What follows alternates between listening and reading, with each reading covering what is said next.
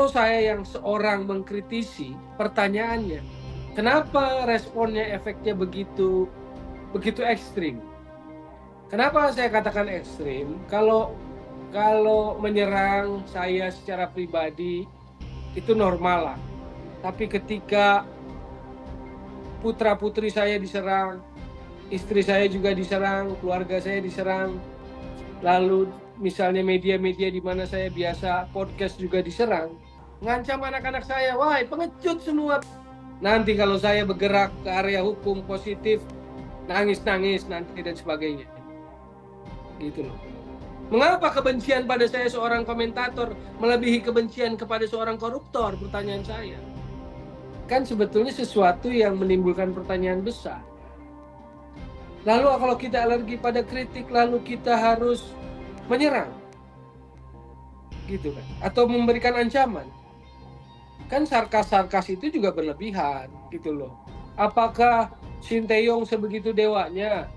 Maka ketika saya mengkritik Sinteyong lalu semua berbondong-bondong menyerang saya. Apakah Sinteyong seorang malaikat? Gitu loh. Saya cinta sepak bola. Hidup saya sepak bola. Motivasi saya tentang sepak bola. Jangan seenaknya aja bicara di ruang medsos, di ruang publik seperti itu. Itu teori sepak bola. Football Development mengatakan seperti itu, bukan Toel ngarang. Saya tidak ada urusan pribadi dengan Sinteyong, gitu loh. Saya tidak ada urusan pribadi dengan Sinteyong, gitu loh. Nggak ada urusannya. Ngapain lo repot-repot ngurusi Bung Toel, gitu loh. Satu orang, pecahan beling di tengah lautan pesta. Why?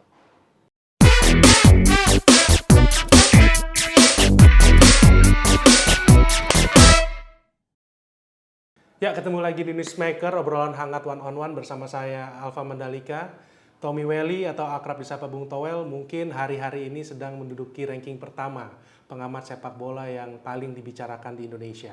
Di tengah puncak kegembiraan penggila bola atas sukses Timnas U23 yang mengejutkan di Asia dengan menumbangkan sederetan raksasa bola Asia, nama Bung Toel mencuri perhatian. Mengapa? Sebab sikap kritis Bung Toel terhadap pasukan Timnas, kritik terhadap pelatih Sintayong, dan sikap kritis atas pencapaian Timnas U23 seperti ombak raksasa nih yang melawan arus utama publik sepak bola Indonesia. Nah, agar tuntas mengetahui secara lengkap nih point of view dari sikap kritis Bung Toel, agar tidak ada lagi nih dusta di antara kita, langsung saja kita akan berdiskusi atau ngobrol bersama Bung Toel yang sudah hadir melalui Zoom. Selamat sore Bung Toel. Mas Alfa. Ya, oke, terima kasih Bung Toel atas waktunya untuk berdiskusi di Newsmaker kali ini. Bung Toel, langsung aja nih, kita mulai dari Timnas U23 yang banyak suara publik di medsos yang menilai Bung Toel seperti kurang happy nih dengan pencapaian Timnas di Qatar. Sedangkan publik sangat happy nih dengan kejutan besar Timnas mengalahkan raksasa sepak bola Asia. Jadi yang benar bagaimana nih Bung Toel? Happy atau tidak happy nih? Terlalu dangkal kalau buat saya gitu loh. Sebagai bangsa Indonesia, bahkan sebagai orang yang pernah terlibat ngurusi bola, ya pasti happy. Tapi mungkin sudut pandang saya melihat sesuatu tidak sekedar menang kalah. Saya punya frame of reference kan tentang sepak bola gitu loh. Bahwa saya ingin menentang ombak besar nggak kepikiran juga. Bukan itu motivasi juga gitu loh. Saya hanya melakukan apa yang menurut saya, atau saya mengatakan apa yang menurut saya pantas untuk diketahui oleh publik gitu loh. Karena background saya kan selain sebagai jurnalis, karir awal saya, lalu menjadi praktisi sepak bola, ya kan tetap dua kombinasi background kehidupan saya itu mempengaruhi. Latar belakang background saya sebagai jurnalis maupun sebagai praktisi sepak bola itu mempengaruhi gitu loh. Jadi sama sekali bukan ingin cari popularitas, ingin menentang ombak besar sama sekali. Justru sebetulnya disinilah letak keanehannya kalau kita mau lebih cermat gitu loh. Apakah sekarang poin kritikan atau kritis itu menjadi sesuatu yang tabu di negeri ini? Bahkan untuk urusan sepak bola sekalipun gitu loh. Padahal sepak bola adalah area olahraga yang nilai-nilainya tentu harusnya berbeda dengan kehidupan lainnya. Karena nilai value dari olahraga itu kan sportivitas, fair play, respect, unity gitu. Saya berpikir bahwa yang saya katakan adalah ada argumen sepak bolanya, ada koridor sepak bolanya. Tetapi tuduhan masyarakat atau tuduhan publik itu lebih kepada pribadi, nyinyir, iri, dengki, sirik, sesuatu yang menurut saya dangkal. Happy apa tidak happy tentang timnas Indonesia gitu loh, prestasi atau perjalanannya. Sebagai Indonesia tentu kita happy kalau Indonesia menang, Indonesia melaju. Tapi sekali lagi dengan segala frame of reference yang saya punya, saya nggak ngelihat suatu pertandingan hanya pada sekadar menang atau kalah saja. Itu dulu deh, apa tuh? Nah, poin yang berbahayanya sebetulnya adalah Oke, poin yang menurut saya memprihatinkan, bagaimana kritis itu menjadi sesuatu yang seolah-olah tabu. Kan pertanyaan besarnya akhirnya, apakah memang bahkan dalam sepak bola sekalipun kita harus sama seperti paduan suara? Suara kita harus seperti paduan suara core yang sama gitu, puja-puji. Toh, kalaupun puja-puji, menurut saya, bahkan puja-puji yang sampai berlebihan, sampai menjilat-jilat pun, sampai ada yang minta dibikinin patung pun, kan sudah ada yang mewakili gitu. Bahkan jumlahnya banyak lah. Menurut saya sih jumlah yang pandit, pengamat sepak bola, komentator sepak bola yang puja-puji itu kan udah banyak. Nah, kalau saya yang seorang mengkritisi, pertanyaannya, kenapa responnya efeknya begitu ekstrim? Kenapa saya katakan ekstrim? Kalau menyerang saya secara pribadi itu normal lah. Tapi ketika putra-putri saya diserang, istri saya juga diserang, keluarga saya diserang, lalu misalnya media-media di mana saya biasa podcast juga diserang, kan sebetulnya sesuatu yang menimbulkan pertanyaan besar. Gitu. Apakah kita memang harus paduan suara? Apakah kita alergi pada kritik? Lalu kalau kita alergi pada kritik, lalu kita harus menyerang, gitu kan? Atau memberikan ancaman? Kan sarkas-sarkas itu juga berlebihan, gitu loh. Yang menyerang saya sarkasme lewat nyanyian, lewat ejekan, lewat meme, lewat apapun. Bahkan ada konten yang juga isinya fitnah, hoak, dan sebagainya. Saya dituduh mafia, saya dituduh tukang titip pemain, lalu apalagi lah, mafia bola dan sebagainya. Apakah itu cara negeri ini merespon kritik sepak bola gitu loh? Apakah Sinteyong sebegitu dewanya? Maka ketika saya mengkritik Sinteyong lalu semua berbondong-bondong menyerang saya. Apakah Sinteyong seorang malaikat gitu loh? Kan sederhananya itu pertanyaannya. Kenapa responnya menjadi sangat aneh, vulgar, ekstrim gitu loh? Padahal kalau kita mau bicara secara intelektual sepak bola, semua kritik saya, poin kritik saya itu ada argumennya gitu. Ada argumentasi sepak bolanya. Bung Toel.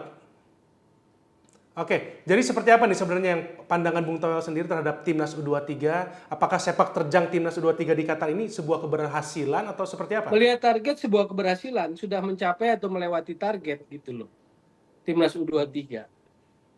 Tidak sulit buat saya melihat itu. Tetapi apakah poinnya di situ? Kan bukan.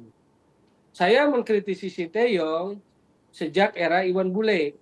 Tetapi kalau mau bicara fase, di fase 2 tahun awal, saya itu dalam tanda kutip membela sebetulnya, melindungi. Karena waktu itu ada semacam gangguan internal juga buat Sinteyong.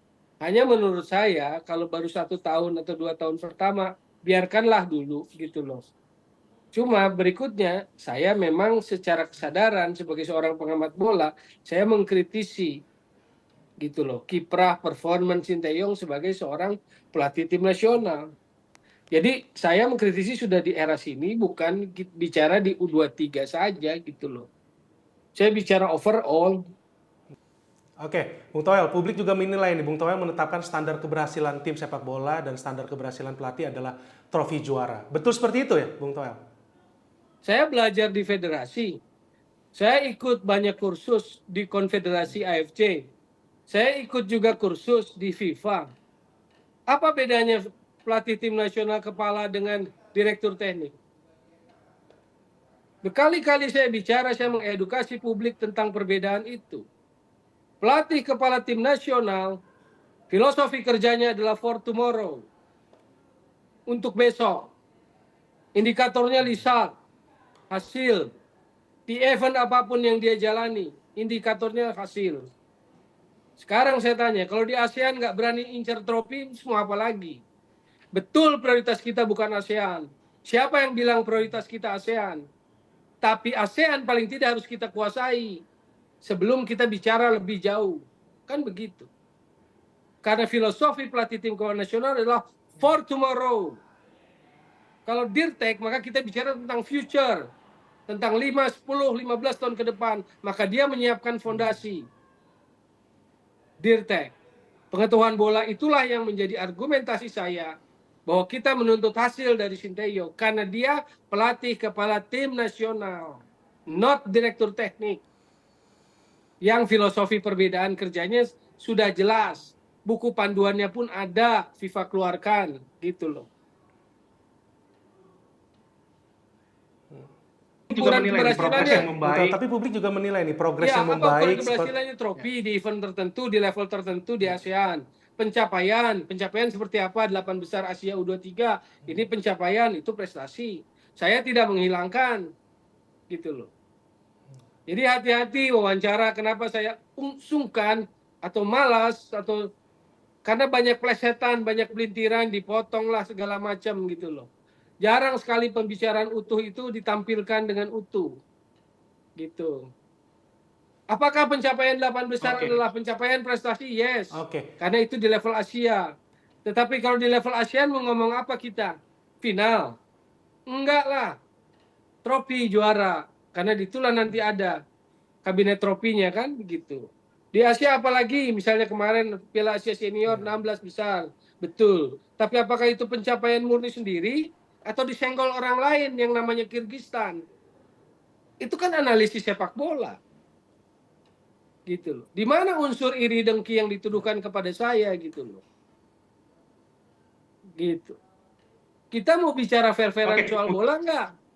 Kan itu aja. Kita mau puja-puji, yang puja-puji udah banyak. Ngapain lu repot-repot ngurusi Bung Toel gitu loh.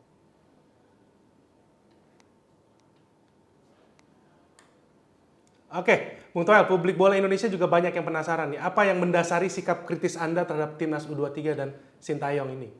Saya cinta sepak bola. Hidup saya sepak bola. Saya jurnalis sepak bola. Saya praktisi sepak bola. Saya pernah melayani sepak bola di federasi. Lu apa pikirnya? Materi. Ya mungkin pandit-pandit lain yang jilat-jilat itu, yang puja-puji itu ya. Motivasinya cuan gitu loh. Apa? Saya mafia. Buktikan saya mafia. Saya tantang lewatin media ini. Yang menuduh saya mafia, yang memfitnah saya tukang titip pemain, buktikan. Buktikan saya mafia bola seperti yang dituduhkan. Itu pembunuhan karakter, undang-undang ITE, perbuatan tidak menyenangkan, pencemaran nama baik. Tapi saya lakukan itu tidak. Saya tanya. Saya lakukan itu tidak kepada media-media yang mencomot kepada segala macam yang ngomong fitnah dan hoax. Saya lakukan itu tidak. Tidak saya lakukan. Motivasi saya senang sepak bola. Saya pernah melayani sepak bola. Saya ngerti bola kurang lebih gitu aja. Oke, Bung Toel, kita bergeser ke pemain diaspora atau pemain naturalisasi. Anda juga menyebut pemain diaspora sebagai jalan pintas, sedangkan publik bola menganggapnya wajar gitu.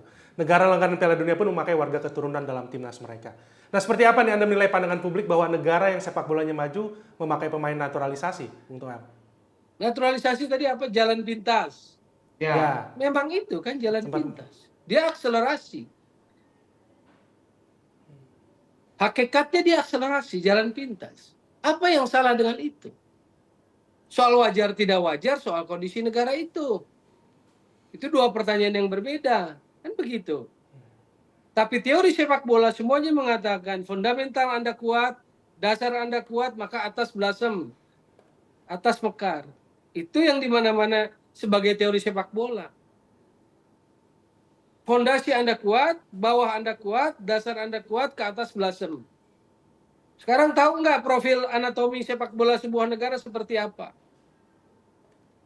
Bentuknya piramida, bawahnya adalah grassroots youth, naik ke atas youth elite, naik ke atas klub elite, naik ke atas paling atas piramida tertinggi apa? Elite national team, tim nasional. Naturalisasi ada di mana? Dari proses dari bawah ke atas ini atau dari samping? That's why I said naturalisasi adalah akselerasi, shortcut, gitu loh. Itu teori sepak bola. Football development mengatakan seperti itu, bukan Toel ngarang, gitu loh. Naturalisasi boleh dilaksanakan secara hukum, payung undang-undangnya sah, sah. Apa Toel pernah mengkritisi soal norma itu? Tidak. Toel tidak bicara soal norma itu. Toel bicara ketika naturalisasi ada, maka pertanyaan berikutnya adalah sampai kapan, seberapa banyak, apa arti kompetisi buat kita, bagaimana pembinaan. Kan itu pertanyaan sepak bola semua. Yang harus dijawab oleh federasi, oleh elit-elit sepak bola yang bertugas gitu loh. Terus why pertanyaannya ketika Toel mengkritisi itu, orang menyerang secara ekstrim pertanyaannya. Itu kan keanehannya. Ada yang mengancam gitu loh. Ada yang menuduh saya mafia gitu. Di mana logisnya? Mengapa kebencian pada saya seorang komentator melebihi kebencian kepada seorang koruptor? Pertanyaan saya. Pengamat bola saya. Mengapa kebencian publik begitu melebihi kepada koruptor ketimbang kepada koruptor gitu loh.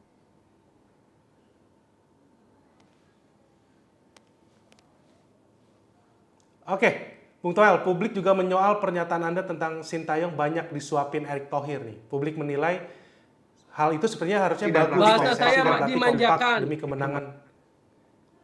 Ya, dimanjakan oleh Erick Thohir demi kemenangan. Dan itu publik menganggap bagus pelatih dan federasi situ kompak untuk timnas U23. Nah, seperti apa nih Bung Toel menilai respon-respon publik atas pernyataan Anda itu?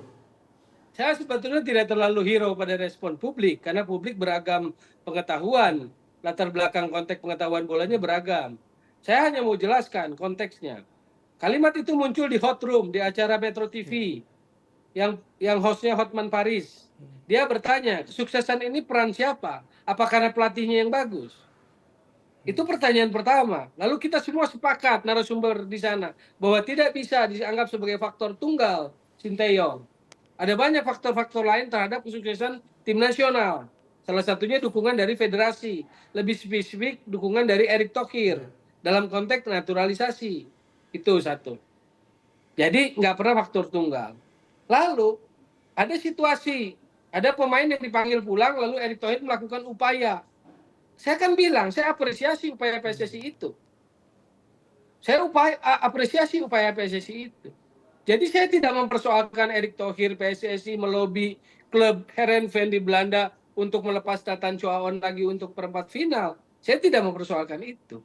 Tetapi saya bilang kalau kita mau menguji pertanyaan Bang Hotman di acara hot room itu, apa ini karena pelatihnya bagus, maka seharusnya situasi sepak bola itu ketika Nathan Chuaon nggak bisa main karena sudah balik ke klubnya, maka kita ingin lihat apa yang diperbuat Sinteyong dengan tim ini? Siapa yang akan menggantikan posisi Nathan Chuaon dan bagaimana bermainnya? Dengan begitu kita akan tahu. Kenapa? Karena pelatih menghadapi challenge situasi yang berbeda gitu loh. Maka saya bilang dengan tanda kutip bahwa Erick Thohir dalam hal ini seolah memanjakan Sinteyong karena dia siapkan semuanya. Tapi kalau kita ingin menguji seberapa cerdik, seberapa hebat, seberapa jeniusnya, harusnya situasi ketika tanpa seorang pemain, kita mau lihat bisa apa Sinteyong, bisa lakukan apa ketika absen Nathan Chuaon, siapa yang menggantikannya, bagaimana bermainnya. Kan itu semuanya dasar sepak bola, sudut pandang sepak bola, gitu loh. Tapi apakah orang mau lihat konteksnya, mau mengerti, memahami konteksnya? Kan enggak. Main potong aja dalam diskusi itu juga. Apalagi dalam cuplikan-cuplikan video yang tersebar kemana-mana.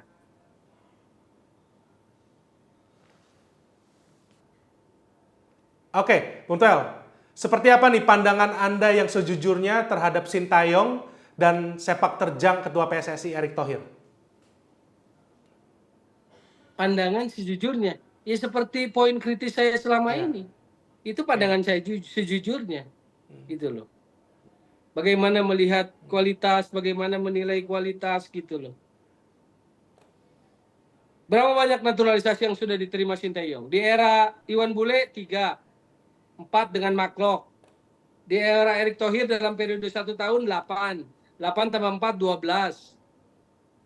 Punya 12 Sinteyong, gitu loh.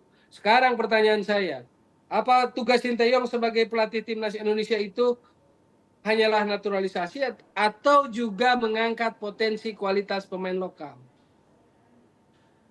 Dan pertanyaan saya normal-normal saja dari sudut sepak bola. Karena dia pelatih timnas Indonesia, bukan sekedar pelatih timnas naturalisasi.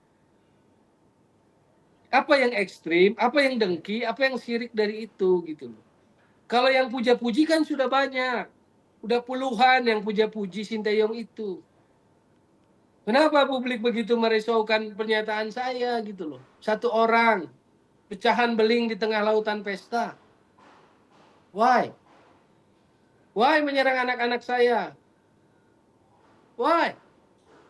Mengancam anak-anak saya? Why? Pengecut semua bangsa ini nanti. Apa yang salah dengan kritik sepak bola? Apakah harus paduan suara seragam? Enggak. Erick Thohir melakukan naturalisasi pasti ada alasannya. Tapi pertanyaan saya kan sampai kapan? Berapa banyak? Apa artinya kompetisi Liga Indonesia? Bagaimana pembinaannya, football development-nya? Itu pertanyaan-pertanyaan sepak bola.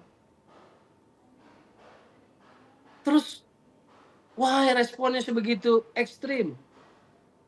Why? Ini ngomongin bola loh. Yang nilai dasarnya sportivitas, fair play, respect, unity gitu loh. Yang say thank you itu bagian dari itu. Ketika lolos ke semifinal, dia say thank you. Kenapa? Karena saya tahu situasi di belakangnya. Lanjut, Bung Ya Toel. contoh, ketika Indonesia lolos ke semifinal, lalu dalam sebuah talk show di televisi tetangga, saya bilang, manajer bagus sekali menyampaikan terima kasih karena itu nilai sepak bola, gitu kan? Lalu saya bilang, alangkah lebih bagusnya kalau pelatih juga menyatakan terima kasih dalam hal ini Sinteyong kepada klub Liga 1. Kenapa? Karena sebelum berangkat TC, klub-klub itu menolak memberikan pemainnya. Itu faktanya, kronologisnya. Sebelum akhirnya Erick Thohir angkat rem darurat, kompetisi diliburkan. Akhirnya klub-klub serahkan pemainnya gitu loh. Di situ saya tahu Sinteyong bilang terima kasih sudah melepas pemain. Tapi poin yang saya mau bilang adalah terima kasih ketika timnas lolos ke semifinal. Jadi ucapkan terima kasih juga kepada klub yang berperan gitu loh. Supaya posisi timnas Sinteyong dengan klub ini ada garis relasinya. Ada ikatannya. Ya. Oke, Bung Toel, salah satu hal yang publik sering tanyakan di ruang medsos adalah seperti apa nih gagasan murni dari Bung Toel agar sepak bola Indonesia naik kelas mulai dari bibit muda, liga sepak bola, pengurus sepak bola, hingga pelatih sepak bola. Silakan Bung Toel. Yang pertama secara sikap, jangan kagetan, jangan gumunan. Ojo kagetan, ojo gubunan gitu loh. Kita mengapresiasi pada hal yang pada proporsionalitas yang bagus. Gitu loh. Jangan kita siap menang, tapi begitu kalah kita nggak siap. Begitu kalah kita cari kambing hitam. Begitu kalah kita menyalahkan orang lain. Apa vitamin sepak bolanya buat kita kalau kayak begitu? Gitu loh. Saya sudah pernah di federasi dan saya tidak berniat ada. Gagasan saya mengawasi aja. Organisasinya gimana, benar nggak? Dikelola oleh orang-orang yang bersih nggak? Yang punya track record bagus nggak? Gitu loh. Yang gelap-gelap tahu dirilah, mundur. Kompetisi dikelola dengan bagus nggak? Integritas sepak bola berjalan baik nggak? Tim nasional pada koridor yang benar nggak? Pembinaan football development dijalankan dengan baik, maksimal apa enggak? Penegakan hukum sepak bola jalan apa enggak gitu loh. Oke, Bung Toel, atas kekritisan Anda ini pasti banyak reaksi dari publik bola Indonesia. Ada yang sependapat dengan Anda, ada juga yang sangat keras menentang Anda. Dari beragamnya reaksi publik, apakah ada yang sampai membuat Anda merasa terancam, Bung Toel? Kalau dari yang kenal nggak ada, saya nggak ada yang mengancam saya dari yang kenal. Insan bola, orang bola, pelaku-pelaku bola, kebanyakan sih mereka sangat memahami. Mereka tidak kontra dengan saya. Pelaku-pelaku bola itu adalah misalnya pelatih-pelatih, gitu. Hanya mereka suaranya tidak terungkap, tidak muncul. Tapi secara personal mereka memberikan support kepada saya karena mereka merasa suara mereka terwakili oleh saya gitu loh. Tentu saja mereka tidak mengancam yang kenal-kenal, yang justru yang tidak kenal yang mengancam itu. Dan bukan pada saya saja gitu. Berarti ada Pada ancaman ya, Bung anak-anak Toel? dan keluarga. Oke, Bung Toel, sebagai penutup, mungkin ada yang ingin Anda sampaikan kepada publik bola Indonesia? Silakan, Bung Toel. Ya, saya sedang keheranan apa yang terjadi dengan publik bola Indonesia. Kenapa begitu datang era Sinteyong, situasinya menjadi terbelah. Ketika kita mengkritisi lalu dicap anti, stigma, anti Sinteyong, anti naturalisasi, local pride. Kenapa publik sedemikian mudah menjudgment seperti itu? Saya heran, saya nggak ngerti. Ini olahraga, gitu loh. Kalau nggak ada argumennya boleh publik itu bilang menuduh pribadi, syirik, iri, dengki. Kalau tidak ada argumentasi bolanya. Ini kan ada argumentasi sepak bolanya. Saya tidak ada urusan pribadi dengan Sinteyong, gitu loh. Saya tidak ada urusan pribadi dengan Sinteyong, gitu loh. Nggak ada urusannya. Diperpanjang atau tidak itu urusannya PSSI, urusannya Erick Thohir. Saya akan tetap pada jalur saya memberikan sebuah pengamatan sepak bola, memberikan kritisi, gitu loh. Tapi pertanyaannya, fitnah-fitnah yang dilancarkan itu, tolong dibuktikan itu yang menuduh saya mafia bola. Tolong dibuktikan itu yang menuduh saya titik-titik pemain, mafia bola dan sebagainya. Jangan seenaknya aja bicara di ruang medsos, di ruang publik seperti itu. Nanti kalau saya bergerak ke area hukum positif, nangis-nangis nanti dan sebagainya. Gitu loh. Saya bukan kemarin sore di sepak bola. Saya bukan kemarin sore di sepak bola. Gitu loh.